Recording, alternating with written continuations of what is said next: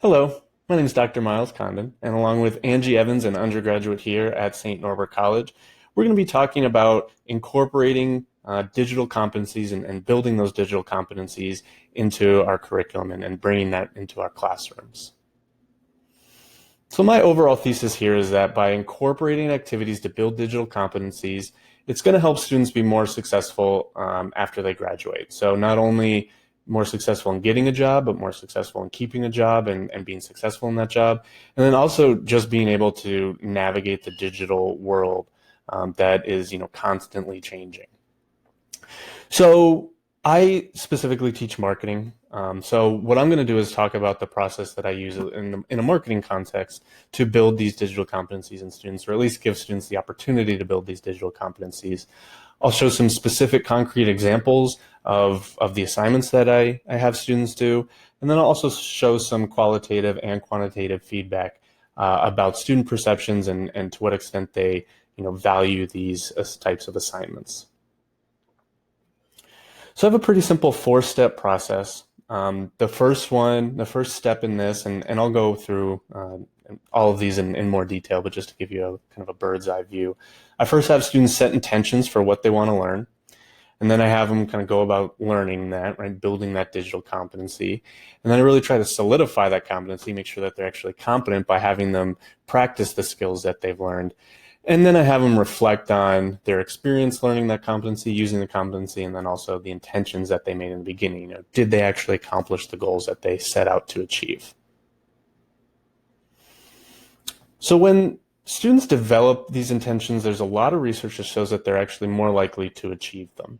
So if students really, set the stage for what they want to accomplish and how they're going to go about doing that, then they're much more likely to achieve them.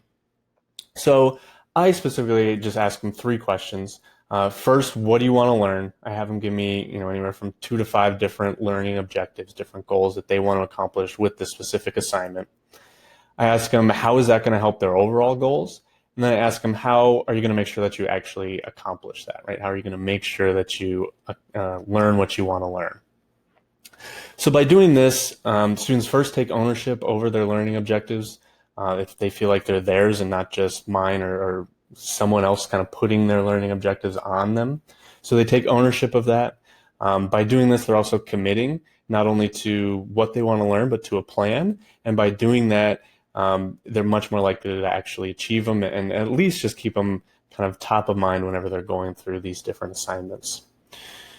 So I also, ask students feedback. So here's some qualitative feedback about, to what extent did they find the intention post valuable? I had them do it as a blog post in this case.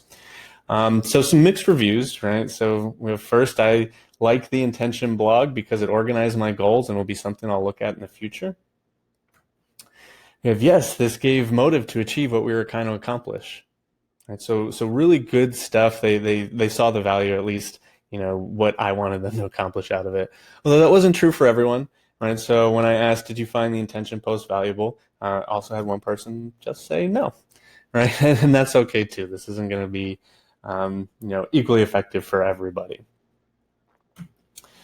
But then after they, set those intentions, then the goal is for them to actually build these digital competencies. My advice here is take advantage of all the available resources that you have. So me specifically being a marketing professor, there's a lot of external resources. So companies put out specifically certifications that students will then be able to take, learn what they're supposed to from that, and then kind of really be able to use it later on. So for example, we have Google Analytics that gives a lot of website data, traffic, where it's coming from, that type of stuff. We have HubSpot and Hootsuite certifications. So these are social media tools that a lot of companies use and also require or at least recommend when applying for a job. So by having these concrete certifications, not only are they building these digital competencies, but it's a signal to all potential future employers that they have these digital competencies. And at least in some cases, there's an external source that backs that up. But there's not always going to be an external source, right? There's not always going to be kind of a certification out there that students can earn. sometimes they just have to, you're going to either have to, give them a little bit of resources and tell them how to do it, and they're just going to have to kind of practice it themselves. But what's important is that you set the assignments up to make sure that they actually go about doing that, and then they get feedback along the way, and they have the resources to be able to build those digital competencies. So, for example, I've had students do a WordPress website where they essentially create their own brand, and I'll show examples of these in a couple of slides. So they create their own brand, but then they present that using WordPress. So they have to learn how to build a website, essentially, right? Another skill that a lot of companies want their employees to have. I've also had students do a BuzzFeed article. So this is stolen from Dr. Scott Crowley. I believe he's at Eastern Michigan or Western Michigan. But he has this brilliant assignment of having students create a BuzzFeed article. And we get a lot of metrics about that. So the goal is the students build a BuzzFeed article, being able to really communicate to a specific target market. And then the goal is for them to get 1,000 views on that. Similar to that, Facebook has fan pages, and this is something I haven't done yet, but something I'm going to plan on doing in the fall, is have students build Facebook pages and making sure that they're able to communicate to their target audience something that target audience values. And again, the goal is for them to get 800 to 1,000 views on that. Right, so by having students either take certifications that are kind of external, or by just really practicing these digital competencies while incorporating course content, it's really going to allow the students to build that while also them feeling like they have the support in order to do that. And so here's Angie, and she's going to talk a little bit about kind of how she felt going into these types of assignments and building digital competencies. Specifically with her, she did social media certifications and Google Analytics certifications, and then she ended up doing an audit and is now interning for a local nonprofit company.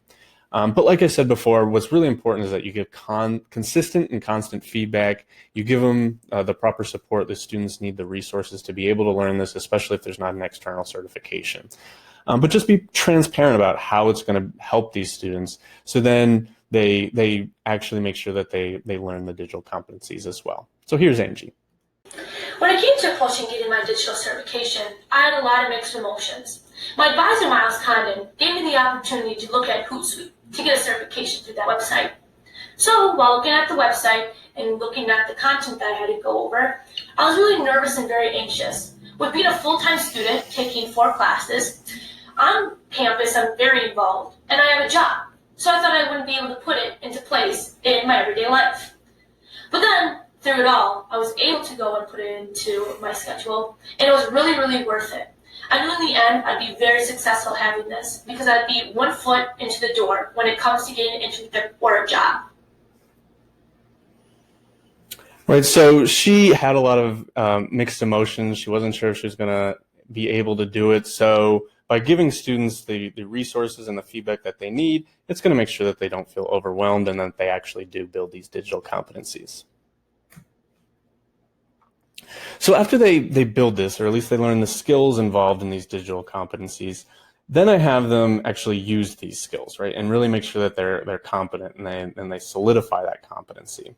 So there's a lot of different ways, like I talked about. So one example was BuzzFeed, and I said that they had to get at least 1,000 views. Here's one student who got over 90,000, right? So really is able to show future employers, look, I am competent at this. I am able to at least communicate with a specific target audience in an effective way. Sometimes I have students do audits, particularly for nonprofits in the area where they use the certifications, the Google Analytics, the Hootsuite, HubSpot. They do that and they analyze local organizations' digital marketing, and then they can present that to them. And then I also have students, do websites and create a personal brand, right? So this is one website that a student created that was completely out of nothing, right? There is no such thing as White Rose Boutique, but this is something that she might want to do in the future. So we got her thinking about how she would develop that brand, and then how was she going to communicate that digitally to her potential customers. So in terms of evaluating these competencies, this has been something that I've struggled with and continue to struggle with. Because they're project-based, it's not usually something you can just kind of give an exam for and really evaluate their competency. So a few ways that I've used to evaluate this are first to use service learning projects. So kind of have students actually work with nonprofits and then have the nonprofits give feedback as if they would a real consultant. So treating the students like they already have the job. Another way that I found really successful is by using objective standards of success. So for example, with that BuzzFeed article, their goal was to get to 1,000 views, right? They just had to get to 1,000 views. They have a lot of resources and then they can learn the content and apply the content in order to get that. But whether their grade depends on to what extent they get that 1,000 views and are they objectively successful in that assignment. And then another way that I've found successful is by using peer evaluation. So by having the students create the rubrics and the criteria for what they will be evaluated on, and then having them evaluate each other often has also been really successful for me. And the students tend to appreciate that as well. But like I said, this has been a struggle for me and something that I'm continuing to look into. So if you have any ideas, please don't hesitate to reach out and let me know. So the last thing I have students do is reflect. So they reflect on their intentions that they set in the beginning. Did they actually accomplish what they wanted to? Why or why not? They reflect on the experience of building the digital competency. Was it difficult? What aspects were difficult? Maybe they can use that insight for future competency building. I have them reflect on the actual competency, right? Do they feel like they are competent in it? Why or why not? What could make them feel more competent if they want to go that route? And then also reflect on the content. So how does the content, so specifically for me, marketing, how does marketing or consumer behavior relate to that competency? And getting them to apply the content to kind of what they've learned and the skills they've learned. So again, have some qualitative data on that. So did you find the reflection post valuable? Yes, the reflection blogs informed us to see if we learned or reached our goals and what we were trying to accomplish. Right? I like the reflection post a lot. I was really able to look back on all I learned and how I developed. Right? So really just kind of solidify what they've learned and really start making connections that they may not have made otherwise. But just like with the intention post, I'll give you kind of the worst one, which wasn't quite as bad this time. So did you find the reflection valuable? I'm indifferent about the reflection blog post. The best part of it was showing me how I could have improved, right? Which I would argue was extremely valuable, but maybe the student didn't feel the exact same way. I also got some quantitative data, and this was specifically about the website assignments, so creating the brand and using WordPress to communicate that brand to all their potential customers. So I just asked them, and I had a class of about 20. Said, to what extent do you agree with these following statements? And all of them were over 4.5 out of 5. So they felt like they developed these digital competencies. They feel more confident in their ability to be a digital marketer, right? So actually applying these competencies. They're glad they did this project. They understand the content. This was consumer behavior. So they understand consumer behavior content better because of this assignment, right? So at least from the students' perceptions, there is a lot of learning going on, and not only just learning, but stuff that they'll actually be able to apply. So really kind of taking it to that next level of critical thinking higher up on Bloom's taxonomy. So here we have Angie again, kind of talking about, to what extent did she find, she specifically again earned certification. So to what extent did she find that valuable? And in general, students really seem to value these digital competencies and building them and then applying those competencies. So here's what Angie has to say about that. Miles gave me the helping hand by giving me the different tools and resources for me to be able to get the certifications that I have. Am I glad that I did it? Yes, I am. Because now, with all the different certifications that I have, I'll be able to go and put them into play when it comes to getting a job. And I also will be above all my other competition when it comes to looking for a job in the workforce. Right, so she really recognizes that these opportunities, her ability to build these digital competencies, can also provide her a competitive advantage and a step up on her competition of other people looking for that same job. So just some conclusions. One, it does seem that intentionally trying to give students opportunities to build these digital competencies can give them a competitive advantage, or at least according to them. Like I said, this is just my process, just my approach to this.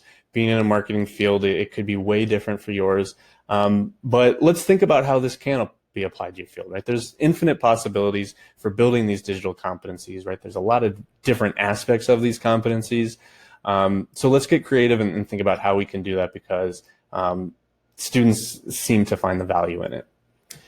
And finally, please don't hesitate to reach out. My email is miles.condon@snc.edu. If you have any questions about this presentation, or if you just kind of want to chat about my process or what you could potentially do in your class. So thank you so much. I really appreciate you, and I hope you have a good rest of the conference.